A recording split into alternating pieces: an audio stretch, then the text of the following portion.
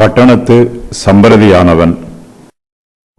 சம்பிரதியானவன் ஜனங்களை அமர்த்தி, எபேசியரே, எபேசியருடைய பட்டணம் மகா தேவியாகிய தியானாளுக்கும் வானத்திலிருந்து விழுந்த சிலைக்கும் கோவிட் பரிசாரகியாய் இருக்கிறதை அறியாதவன் உண்டோ? இது எதிர்பேசப்படாத காரியமாகையால் நீங்கள் ஒன்றும் பதறிச் செய்யாமல் அமர்ந்திருக்க வேண்டும். இந்த மனுஷரை இங்கே கொண்டு வந்தீர்கள்.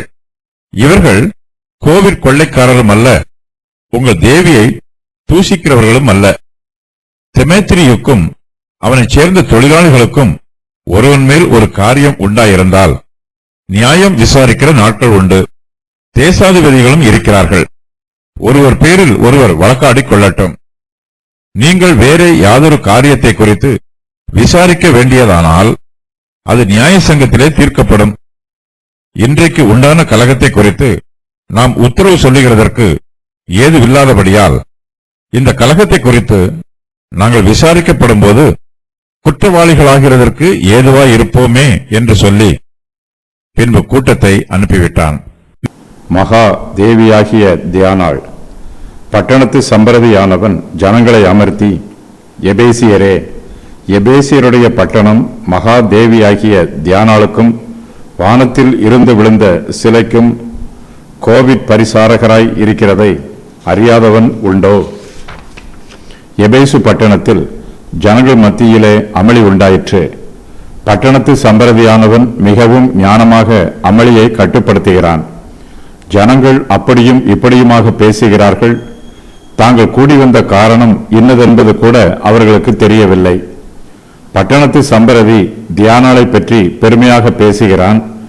எபேசியருடைய பட்டணம் மகா தேவியாகிய தியானாளுக்கும் வானத்தில் இருந்து விழுந்த சிலைக்கும் கோவிட் பரிசாரகியாய் இருக்கிறது என்று சொல்லி அவர்களை அமைதிப்படுத்துகிறான். தியானாளுடைய மகத்துவம் அழிந்து போயிற்று என்றோ, தியானாளுடைய கோவில் எண்ணமற்று போயிற்று என்றோ நினைத்து ஜனங்கள் அமளி பண்ண வேண்டியதில்லை என்று அவர்களை அமைதிப்படுத்துகிறான். எபேசியருடைய பட்டணம் மகா தேவியாகிய தியானாளுடைய பட்டணம் என்பது எதிர்பேசப்படாத காரியம் என்றும், ஆகையினால் அவர்கள் ஒன்றும் பதறிச் செய்யாமல் அமர்ந்திருக்க வேண்டும் என்றும் அவர்களுக்கு சொல்லுகிறான். எபேசியருடைய பட்டணத்தில் மகாதேவியாகிய தியானாளை எல்லோரும் ஆராதிக்கிறார்கள் என்பது எல்லோரும் அறிந்த விஷயம். தியானாளுடைய கோவிலும் மிகவும் பிரமாண்டமாக கட்டப்பட்டிருக்கிறது. இந்த கோவிலுக்குள் தியானாளின் சிலை மிகவும் பெரியதாக இருக்கிறது. கைகளினால் செய்யப்பட்ட தேவர்கள் அல்ல என்று பவுல் எபேசு பட்டணத்தில் பிரசங்கம் பண்ணுகிறான். தியானாளின் சிலையோ கைகளினால் செய்யப்பட்டது அல்ல என்றும், இது வானத்தில் இருந்து விழுந்த சிலை என்றும் சம்பிரதி அமைதி பண்ணுகிற ஜனங்களிடத்தில் பொறுமையாக பேசுகிறான். இந்த சிலையை யார் செய்தார்கள் என்றோ, எப்பொழுது செய்தார்கள் என்றோ யாராலும் சொல்ல முடியாது என்றும் அவர்களுக்கு எடுத்துச் சொல்லுகிறான். இது வானத்தில் இருந்து விழுந்த சிலை, ஆகையால் இதை கைகளினால் செய்யப்பட்டது என்று யாரும் சொல்ல முடியாது என்றும் அவர்களிடத்தில் சொல்லுகிறான்.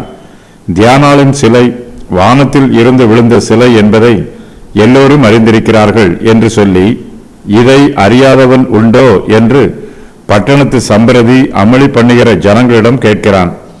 உலகம் எங்கும் உள்ள ஜனங்கள் இந்த உண்மையை அறிந்திருக்கும் போது எபேசு பட்டணத்து ஜனங்கள் ஏன் தேவையில்லாமல் அமளி பண்ண வேண்டும் என்று அவர்களிடத்தில் கேட்கிறான். பட்டணத்து சம்பிரதியானவன் கூறிய காரியங்கள். தியானாள் எபேசியரின் தேவி, இதை அறியாதவன் யாரும் இல்லை. இது எதிர்பேசப்படாத காரியம். நீங்கள் ஒன்றும் பதறிச் செய்யாமல் அமர்ந்திருக்க வேண்டும். இந்த மனுஷரை இங்கே கொண்டு வந்தீர்கள்.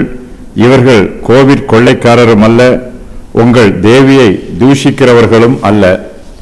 இவர்கள் ஏதாவது குற்றம் செய்திருந்தால் இவர்களை நியாயம் விசாரிக்கிற நாட்கள் உண்டு. தேசாதிபதிகளும் இருக்கிறார்கள். இந்த கலகத்தை குறித்து நாங்கள் விசாரிக்கப்படும் போது குற்றவாளிகள் ஆகிறதற்கு ஏதுவாய் இருப்போம். கோவிட் பரிசாரகி என்பவர்கள் கோவிலை சுத்தம் பண்ணுகிறவர்கள். எபேசு பட்டணம் முழுவதும் மகா தேவியாகிய தியானாளுக்கு உரியது.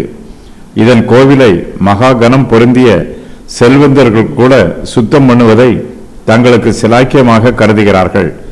கோவிலின் வாசல் கதவை திறந்து விடுவது கோவிலின் கதவை மூடுவது ஆகிய எல்லா வேலைகளையும் மிகவும் முக்கியமான நபர்கள் மனமோந்து செய்து வருகிறார்கள். தியானாளுக்கு மிகப்பெரிய பலிகளையெல்லாம் செலுத்துகிறார்கள். மகாராஜாவை பாதுகாப்பதே இந்த தியானாள்தான் என்று நினைத்து இந்த தியானாளை மிகவும் பாதுகாப்பாக வைத்திருக்கிறார்கள். தியானாளின் சிலை வானத்தில் இருந்து விழுந்ததாக ஜனங்கள் நம்புகிறார்கள். நீண்ட காலத்திற்கு முன்பாகவே இக்காரியம் நடைபெற்றது. ஆகையினால் தியானாளின் சிலையை யார் செய்தது, எப்போது செய்தார்கள் என்று யாருக்கும் தெரியாது. தியானாள் வானத்தில் இருந்து விழுந்ததாக அவருடைய ஆசாரியர்கள்தான் தங்களுடைய சுய லாபத்திற்காக கூறி வந்தார்கள். தியானாளோடு சேர்ந்து மேலும் பல பரிசுத்தமான பொருட்கள் வானத்தில் இருந்து விழுந்ததாம். எதிர்பேசப்படாத காரியம். இது எதிர்பேசப்படாத காரியமாகையால் நீங்கள் ஒன்றும் பதறி செய்யாமல் அமர்ந்திருக்க வேண்டும். எபேசு பட்டணத்து ஜனங்கள் அமளி பண்ணுகிறார்கள். அவர்கள் எந்த காரணத்திற்காகவும் அமளி பண்ண வேண்டிய அவசியம் இல்லை என்று பட்டணத்து சம்பிரதி அவர்களிடத்தில் எச்சரித்து கூறுகிறான். அவர்கள் ஒன்றும் பதறி செய்யாமல் அமர்ந்திருக்க வேண்டும் என்று அவர்களிடத்தில் கண்டிப்புடன் சொல்லுகிறான். பட்டணத்து சம்பிரதி சொல்லுகிற ஆலோசனை எல்லோரும் ஏற்றுக்கொள்ளக்கூடியது. தனிப்பட்ட சொந்த காரியமாக இருந்தாலும் பொது காரியமாக இருந்தாலும் நாம் ஒன்றும் பதறி செய்யாமல் அமர்ந்திருக்க வேண்டும். நீடிய பொறுமையோடு பிரச்சனையை ஆராய்ந்து பார்க்க வேண்டும். ஏதாவது ஒரு காரியத்தை அவசரப்பட்டு பதறி செய்தால் பின்பு வருத்தப்பட வேண்டியது வரும்.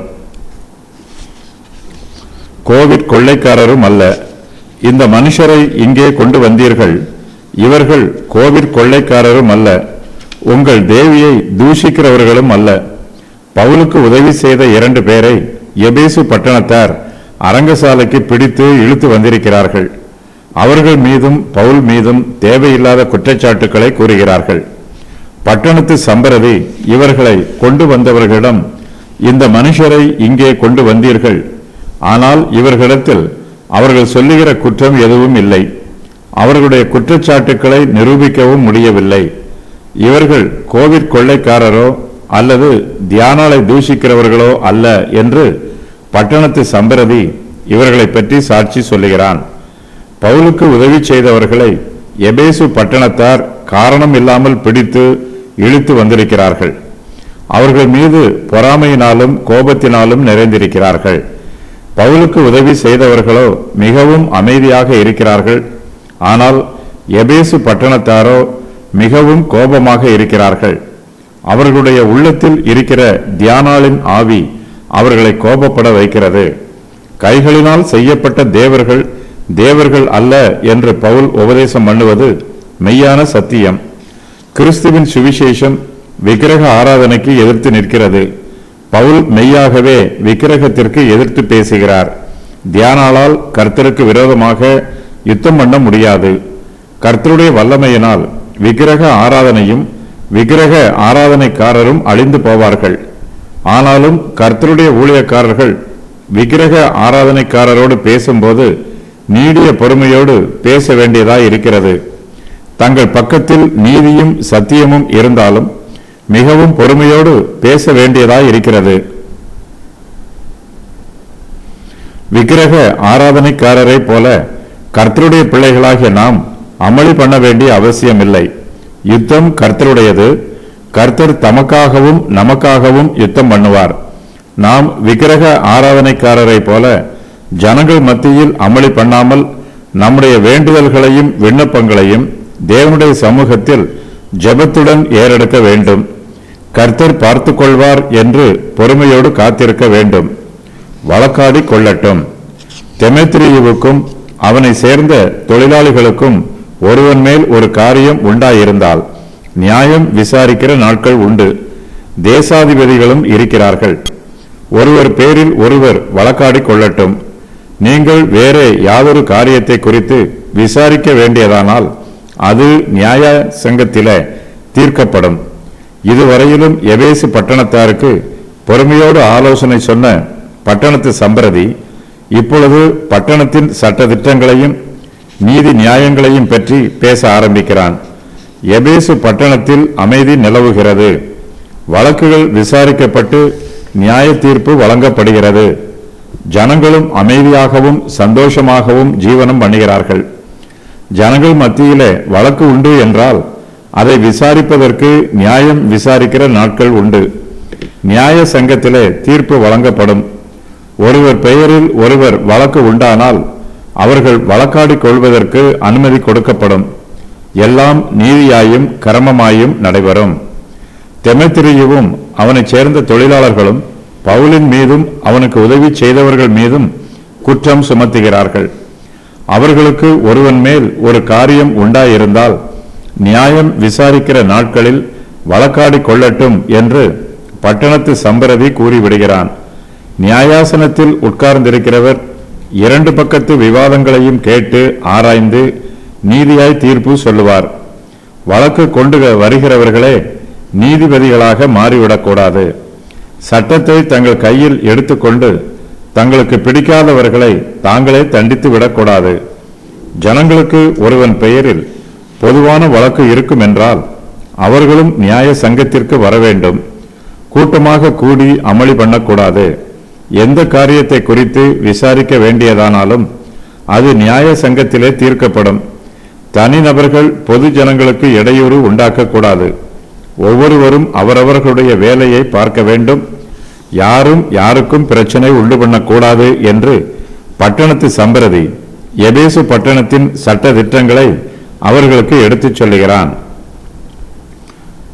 நாங்கள் விசாரிக்கப்படும் போது இன்றைக்கு உண்டான கலகத்தை குறித்து நாம் உத்தரவு சொல்லுகிறதற்கு ஏதும் இல்லாதபடியால் இந்த கலகத்தை குறித்து நாங்கள் விசாரிக்கப்படும் போது குற்றவாளிகள் ஆகிறதற்கு ஏதுவாய் இருப்போமே என்று சொல்லி எபேசு பட்டணத்து ஜனங்கள் அமளி பண்ணுவதனால் தங்களுக்கு தாங்களே ஆபத்தை உண்டு பண்ணிக் கொள்ளுகிறார்கள். இன்றைக்கு உண்டான கலகத்தை குறித்து உத்தரவு சொல்லுகிறதற்கு அவர்களுக்கு ஒரு காரணமும் இல்லை. இந்த கலகத்தை குறித்து பட்டணத்து சம்பிரதிகளிடம் விசாரிக்கப்படும். அவர்களால் இதை குறித்து ஒரு உத்தரவும் சொல்ல முடியாது. ஆகையினால் இந்த கலகத்தை குறித்து விசாரிக்கப்படும் போது சம்பிரதிகளும் எபேசு பட்டணத்து ஜனங்களும் குற்றவாளிகள் ஆகிறதற்கு ஏதுவாக இருப்பார்கள். இப்போது ஏற்பட்டிருக்கிற அமளியை இத்துடன் முடித்துக் கொள்ள வேண்டும் என்று சம்பிரதி கண்டிப்பாய் கட்டளையிடுகிறான். ஏற்கனவே பிரச்சனை அதிகரித்திருக்கிறது என்றும் இன்னும் அதிகரித்தால் இதன் விளைவு மோசமாக இருக்கும் என்றும் சொல்லி எச்சரிக்கிறான். தேவனுடைய நியாய தீர்ப்பை விட மனுஷருடைய நியாய தீர்ப்புக்கு முக்கியத்துவம் கொடுக்க வேண்டும் என்று எபேசு பட்டணத்தார் விரும்புகிறார்கள். அமளி பண்ணி தங்களுடைய பலத்தை காண்பிக்கிறார்கள். ஆனால் பட்டணத்து சம்பிரதியோ தங்கள் இஷ்டம் போல யாரும் கலகம் பண்ண முடியாது என்றும் இந்த கலகத்தை பற்றி விசாரிக்கப்படும் நாள் உண்டு என்றும் அந்த நாளில் அவர்கள் எல்லோரும் குற்றவாளியாக தீர்க்கப்படுவார்கள் என்றும் எச்சரிக்கிறான். ரோமர்கள் தங்களுடைய பிரதேசங்களில் எங்கும் கலகம் உண்டாவதை அனுமதிப்பதில்லை. அதை உடனே விசாரித்து அதற்கு காரணமானவர்களை தண்டித்து விடுவார்கள்.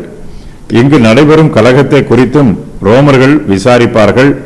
ஆனால் இன்றைக்கு உண்டான கலகத்தை குறித்து பட்டணத்து சம்பிரதிக்கு உத்தரவு சொல்லுகிறதற்கு ஏதுவில்லை.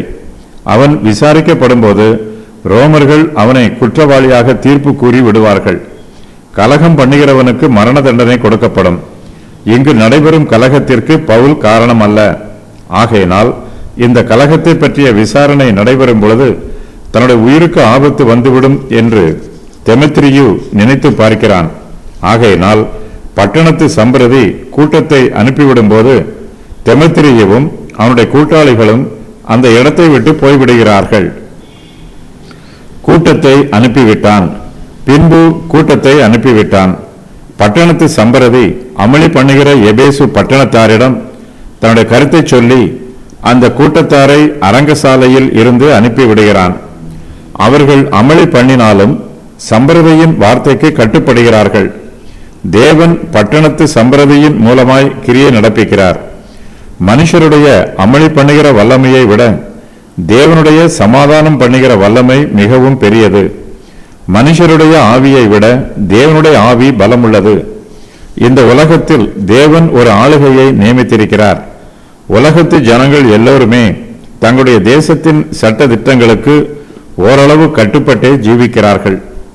எல்லோரும் தங்கள் இஷ்டம் போல ஜீவித்தால் இந்த உலகத்தில் சட்டமும் ஒழுங்கும் சீர்குலைந்து விடும். தேவன் தம்முடைய தெய்வீக ஆளுகையினால் பூச்சக்கரத்தில் உள்ள ஜனங்களை ஆளுகை செய்கிறார். தேவனுடைய ஆளுகை ஒரு சர்வாதிகாரியின் ஆளுகையைப் போல கொடூரமாய் இருக்காது. தேவனுடைய சித்தத்திற்கும் வழி நடத்துதலுக்கும் நாம் கீழ்ப்படிந்து ஜீவிக்கும் போது நமக்கு சந்தோஷமும் சமாதானமும் ஆசீர்வாதமும் உண்டாகும்.